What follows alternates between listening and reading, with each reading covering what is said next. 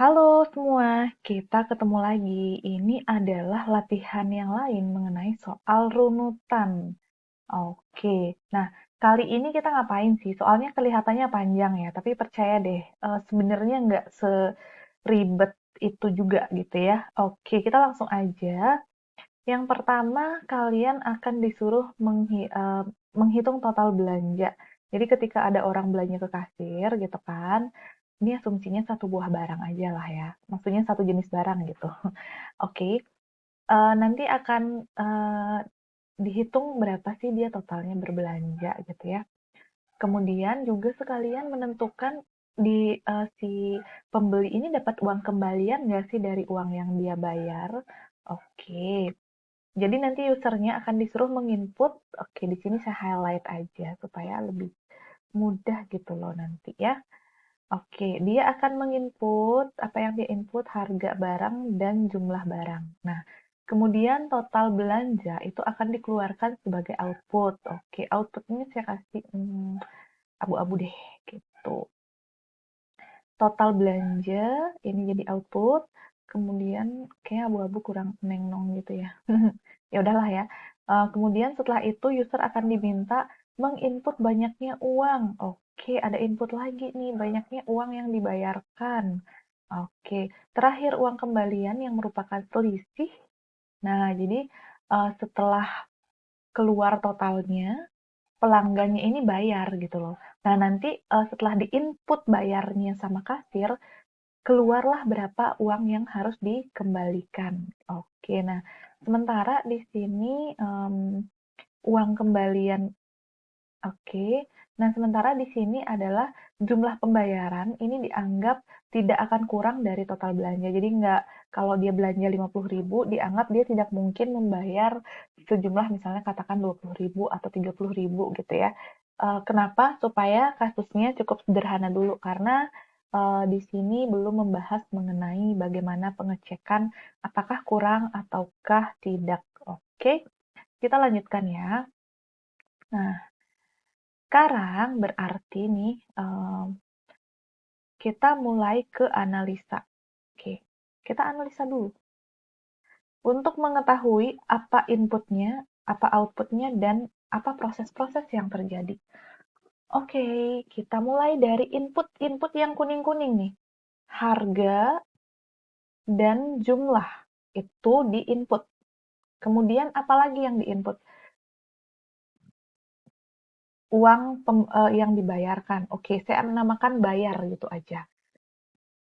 Oke, kemudian yang menjadi output di sini, ini adalah bagian yang abu-abu, yaitu total, dan lagi satu adalah kembalian. Oke, nah sekarang itu aja kan input dan outputnya kalau dari soal. Sekarang kita masuk ke apa proses yang terjadi. Nah, oke, prosesnya kita satu persatu kita lihat dari cerita di sini. Ini pertama-tama orangnya input harga dan jumlah. Kemudian total belanja akan dikeluarkan. Nah, sebelum bisa mengeluarkan total belanja, berarti harus ada perhitungan total.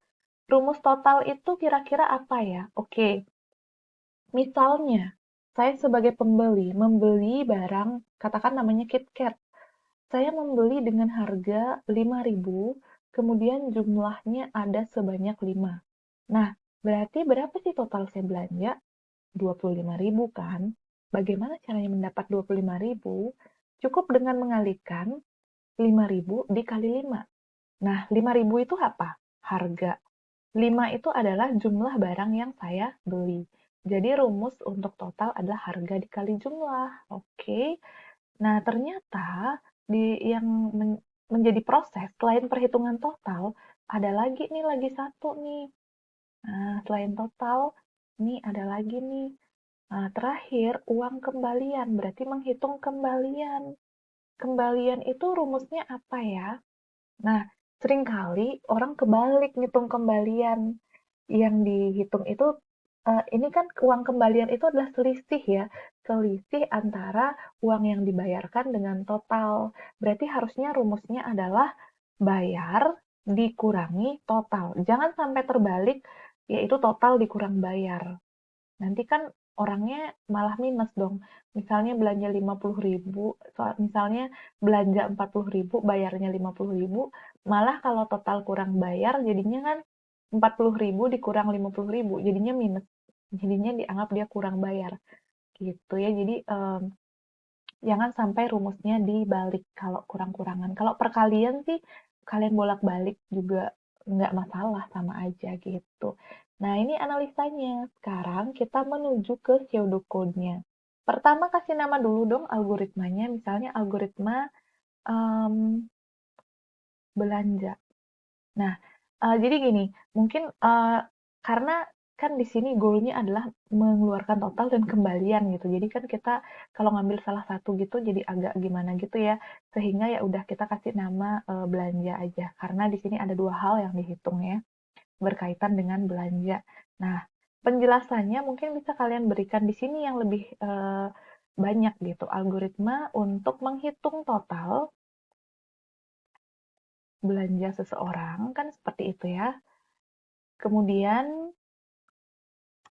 menghitung kembalian setelah dilakukan pembayaran. Nah, sisanya bisa kalian masukkan lagi di sini sebagai penjelasan gitu ya. Jadi silakan dijelaskan sesuai dengan apa yang dideskripsikan di dalam soal. Nah, sekarang kita masuk ke bagian deklarasi. Nah, di bagian deklarasi ini berarti kita menentukan data dan tipe data yang dibutuhkan dalam algoritma ini. Cara simpelnya ingat ke input, yaitu lihat ada harga, jumlah, dan bayar. Kita copy aja ini. Ctrl C, dan di paste, lalu kita salin-salin dulu.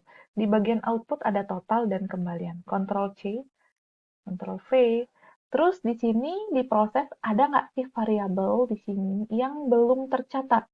Nah, semua nih sudah tercatat nih, sehingga oke cukup. Nah, sekarang harga ini, harga, jumlah, bayar, total, dan kembalian itu semua adalah bilangan. Sekarang permasalahannya, bilangan bulatkah atau integer, ataukah bilangan pecahan atau real. Nah, sekarang kita cek nih harga, kira-kira harga itu pecahan atau bilangan bulat. Nah, kalau misalnya kita gunakan secara umum di Indonesia sih harga itu biasanya tidak koma-koma seperti itu ya, tapi dia adalah bilangan bulat. Kita bisa pilih integer. Namun, kalau misalnya kalian membuat programnya, misalnya harganya dalam dolar, itu akan mungkin sekali ada pecahannya, sehingga kalian pilih real. Kalau kalian tidak yakin program ini dibangun untuk misalnya ini rupiah atau dolar atau apa ya, sebaiknya kalian bisa gunakan real. Nah, kita di sini asumsikan aja harga di Indonesia. Nah, jumlah itu sih nggak mungkin kan, misalnya KitKat beli 2,5 kan nggak dikasih dong sama dagangnya. Biasanya sih bulat juga ya, oke. Jadi di sini kita berbelanja di supermarket ya, yang kuantitinya bulat gitu ya, supermarket atau minimarket lah. Bukan di toko kelontong yang bisa misalnya membeli beras 2,5 kilo gitu. Oke, kalau seperti itu kasusnya berarti real gitu ya. Jadi intinya seperti itu aja sih kebutuhannya. Apakah ini bisa dimasukkan pecahan? Kalau iya berarti real gitu aja sih sebenarnya intinya. Sehingga bayar di sini juga kan uang kalau di Indonesia nggak ada koma-koma. Total ini karena perkalian dari harga yang integer dan jumlah juga integer, mestinya hasilnya juga dalam rentang integer. Begitu juga dengan kembalian. Oke, kita masuk ke dalam deskripsi. Apa yang pertama dilakukan? Membaca harga dan jumlah sesuai dengan soal. Membaca harga dan jumlah. Read, harga, sama jumlah. Oke. Setelah itu apa yang dilakukan? Nah, kenapa di sini tidak langsung meread bayar? Nah, karena dalam alur di soal, dia menginput harga dan jumlah dulu, lalu dikeluarkanlah total gitu loh, sehingga pelanggan itu bisa memutuskan dia bayar berapa. Kan logikanya gitu ya, ketika orang belanja belanja, kan dikasih tahu dulu, oh total belanja sekian baru dia bayar gitu loh. Jadi bayarnya diinput setelah total dihitung.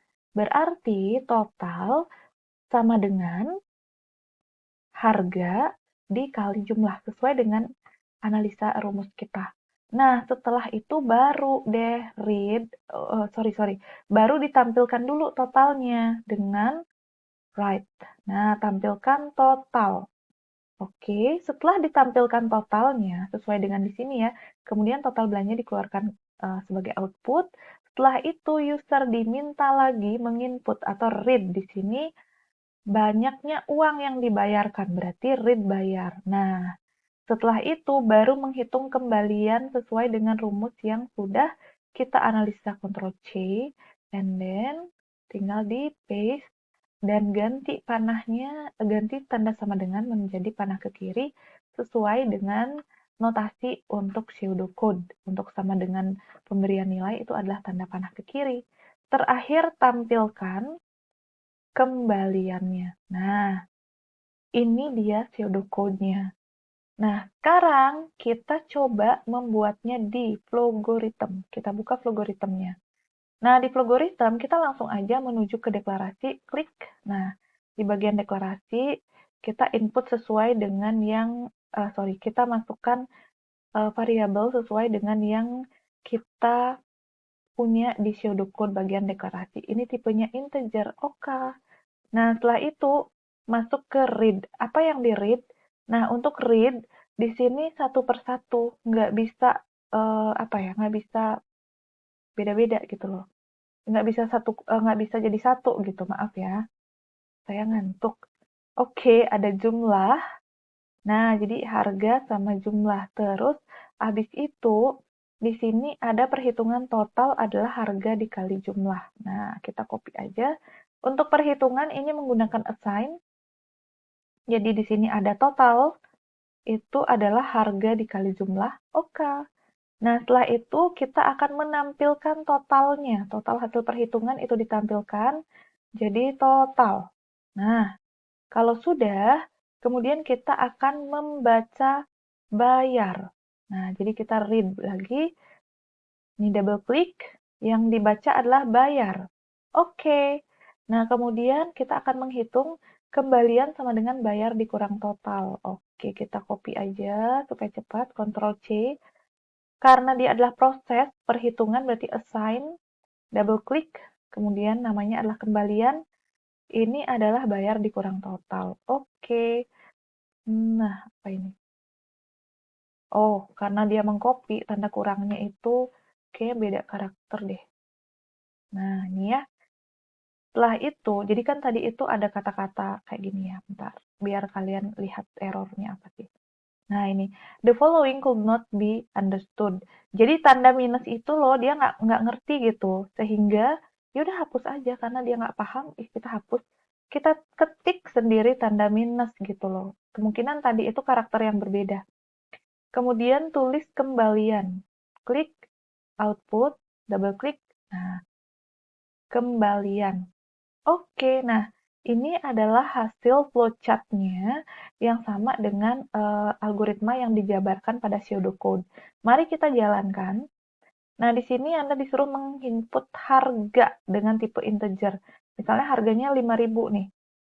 Kemudian enter, lalu Anda disuruh menginput jumlah bertipe integer. Misalnya saya 6, enter.